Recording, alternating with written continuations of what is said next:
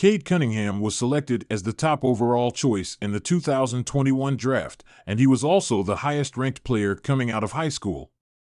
He earned nearly every significant award and accolade during his freshman year at Oklahoma State, claiming both the Big 12 Player of the Year and Big 12 Freshman of the Year honors, joining a select group of only 3 other players to achieve both in a single college season. It's uncommon for a prominent prospect like Cade Cunningham not only to enter college as the top-ranked prospect, but also to heighten his value afterward via an NCAA tournament run that saw his team unexpectedly advance to the second round for the first time in years. Here comes Cunningham. He pulls up and sinks a 3. Back outside, Cunningham for the lead. Cunningham attempts to go around him with a backdoor cut. On paper, he was immensely talented, and he remains so, a 6'6", 220 lb point guard with the size, court vision, and all-around skills that enable Cunningham to fill the stat sheet regularly. In the current NBA landscape, we admire players who compile impressive statistics, and at just 23, Cunningham is nearing triple-double averages. The Pistons have shown remarkable improvement after a poor season. So despite all this, why doesn't the NBA pay attention to Cade Cunningham, a player who has excelled at every level of basketball and is now considered one of the leading young talents of his generation? In this video, let's explore how, despite his swift ascent at the professional level, the NBA has failed to fully embrace this former number 1 overall pick from the 2021 NBA Draft.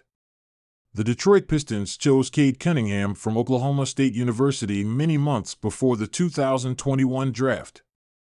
Cade Cunningham had already secured his position as the clear consensus number 1 pick, with no other players posing a serious threat.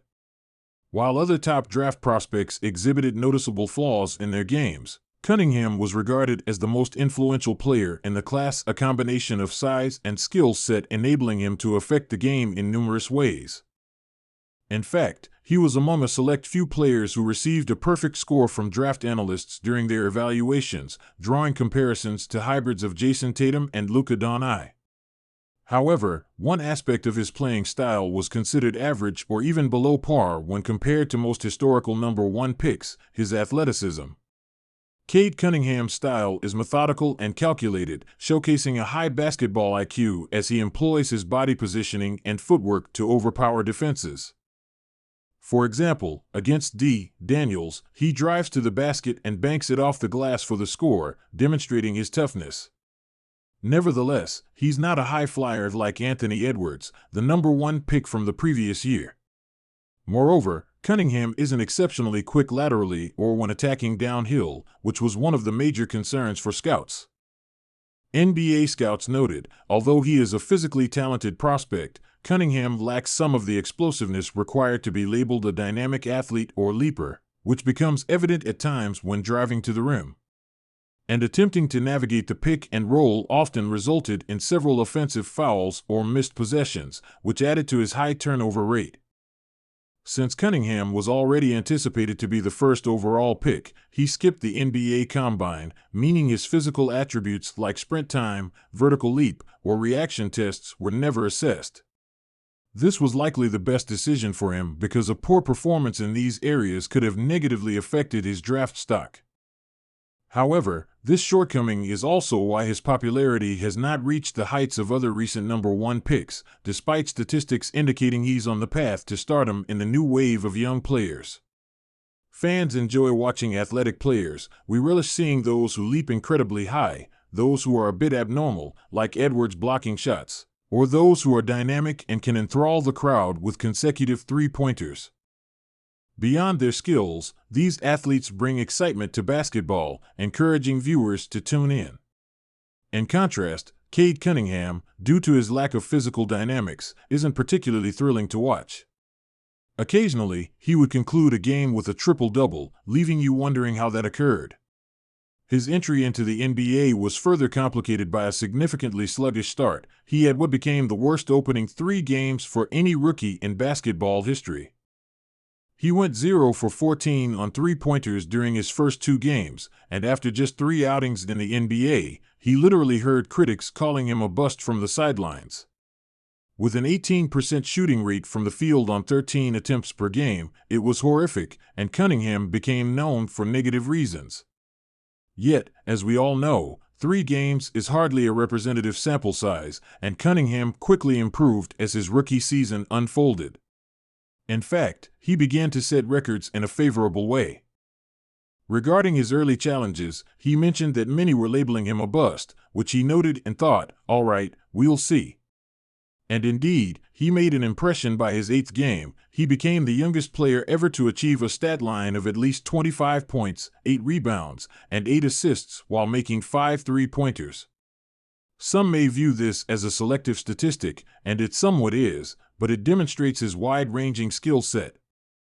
Cade showed remarkable ability with a drive and a jumper. Certain players may surpass typical box score expectations occasionally, but for Cade Cunningham, his talent made this a stat line he could consistently achieve throughout a season, which he almost did. It also highlights his capability to influence the game even when not scoring, reminiscent of Rajon Rondo's style. He's also a scorer. Just 6 days later, he established the Pistons' record for being the youngest player to achieve a triple-double in the franchise's history, quite remarkable for a franchise as renowned as the Pistons, at least in terms of history. Offensively, this largely revolves around Edwards driving to the basket. Edwards spins and heads to the rim. The excitement in this kid's game is off the charts. In the 2023 playoffs, we witnessed the emergence of a new young talent, Anthony Edwards, who was selected as the number 1 overall pick just a year earlier than Cade Cunningham. Although the Wolves had struggled significantly before his arrival, Edwards ascended quickly. He wasn't just the most thrilling and vibrant young player with an ideal attitude, he had the skills and style of play to support that claim. Some argue he resembles Kobe or Jordan in terms of play style. He transformed the Timberwolves into a team that even casual fans wanted to watch, thanks to his incredible collection of highlight reel plays and jaw-dropping dunks. Additionally, the Wolves entered the 2023 playoffs as the 8th seed, and during that run, Edwards excelled, averaging over 30 points per game against the league's top teams. Despite their defeat, the NBA had found its star. Following that season, they began to heavily promote Anthony Edwards, but amid all this, where was Cade Cunningham during that year? He took part in just 12 games before suffering a leg injury, leading to season-ending surgery that kept him out for the rest of the year. This occurred when young talents across the league were gaining recognition and improving swiftly. Cunningham was busy rehabbing and consequently fell behind. Coupled with the fact that the Pistons have been irrelevant since around the mid-2000s, they had the Blake Griffin era, which ended shortly after his arrival, but those teams were not designed for lasting success. It was more like, we have a superstar, let's see what we can achieve with him. In contrast, with Cade Cunningham, the rebuild has progressed slowly, but they are striving towards a new era of Pistons basketball, aligning with the city's revival. Detroit is flourishing more than it has in decades. What a climax! He accomplished everything, including this moment. They had a chance to win, but Cade stopped him from behind. Although the Pistons have not contended for the playoffs, Cunningham's injuries have unfortunately become somewhat frequent during his first 3 seasons. Thus, the NBA does not see a reason to promote a player like him, especially with other American players being more charismatic and exciting to watch. This season may not have been the worst in NBA history, but it was the worst for the Pistons, including a record-breaking 28-game losing streak. Ironically, they were so poor that they attracted media attention for the first time in years. Oh boy, here we go. They're saying to sell the team. Remember the Unknown comic? No, really? Their record-breaking losing streak captured everyone's attention, and suddenly they became must-see TV, with everyone tuning in just to laugh at their misfortune. Despite having the worst season in Pistons history, fans still turned out to support them, ranking 15th in league attendance, which is impressive given their record. However, being part of such a historic season actually helped Cade Cunningham gain recognition for his skills. As people tuned in to watch this disastrous team, Cunningham stood out as their lone talented player, posting several 40-point games during the losing streak. which caught media attention and made the Pistons recognize him as the franchise player they had been searching for. Before that, especially with his injury concerns, they were uncertain about him. There's also another reason why the NBA overlooks Cade Cunningham while favoring other number 1 picks. Consider the other former number 1 picks drafted before and after him. Zion Williamson, arguably one of the most physically gifted athletes we've ever seen, was one of the most eagerly awaited prospects in sports history.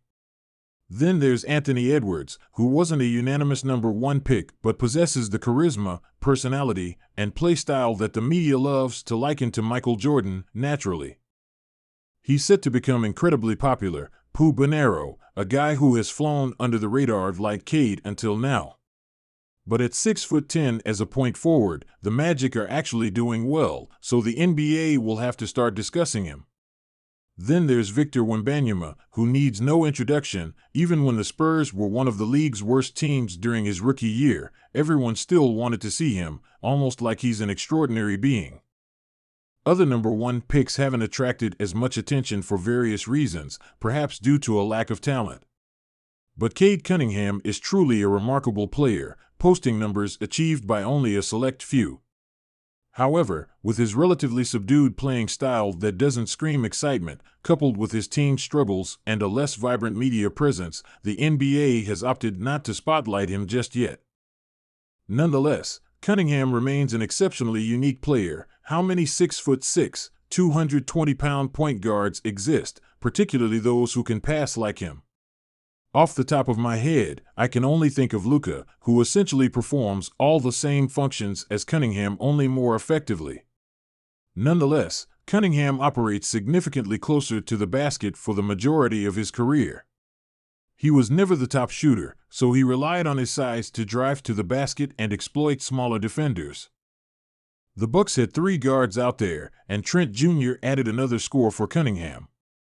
About 50% of his shots come from within 10 feet of the basket, while around 33% are taken from three-point range. The Pistons are not as poor as they once were, largely thanks to their focus on creating higher quality opportunities in the most efficient zones inside the paint and at the three-point line. Cunningham has become the primary beneficiary of the Pistons' refreshed offense, achieving both a career high in three-point attempts and shooting percentage while serving as the key player in keeping the team's momentum going. The front office made a deliberate effort during the offseason to bring in shooters who can create space on the floor, allowing Cunningham some room to run the offense that he previously lacked. Previously, the Pistons had very little floor spacing, which hampered Cunningham's game.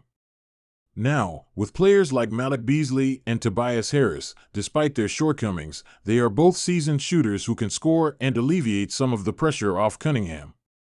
They might not be the best role players, but they contribute positively to the Pistons' offense. After that terrible season, any competent player would be beneficial. With all of this considered, Cade Cunningham is enjoying a career year. There's minimal attention on him, and the Pistons are no longer contenders for the worst team ever or the longest losing streak ever. They've become just an ordinary average team that few care about. Unless they have a serious playoff push, I doubt the Pistons will draw much interest in the near future.